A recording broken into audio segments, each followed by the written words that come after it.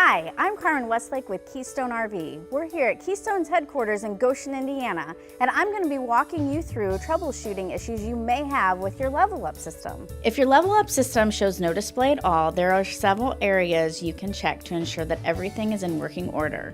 Double check all of your fuses, power sources, and your battery connection to be sure that enough energy is going into the system. The system is very sensitive to low voltage. If you have checked all of your connections and nothing appears to be wrong, the next step is to reach out to your dealer. One of the most common issues with the level up system is that you might notice an error code when trying to level your RV.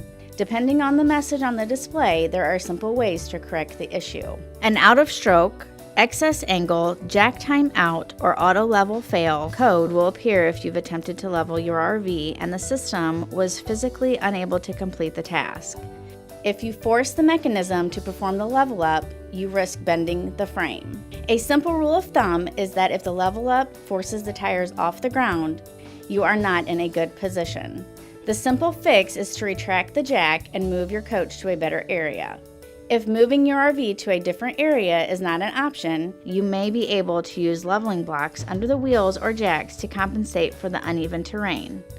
Leveling blocks are available through your local dealer. If you see a low voltage or a jack fault error code on your display, this could mean that your battery is not strong enough to perform the level up action. To fix this problem, you will have to hook up your tow vehicle using a Bargman or a 7-way auxiliary cable to get alternator power from the tow vehicle to operate the system. This is just a temporary fix. You'll want to reach out to your dealer for a long-term solution to this issue. A jack fault error code could also mean there is a blown fuse or a harness connection issue. Check your connections and all fuses at the controller before calling your dealer for replacement parts or repairs. There are other messages that you could encounter. These are less common and could require maintenance. We do recommend you contact your local dealership if you encounter these.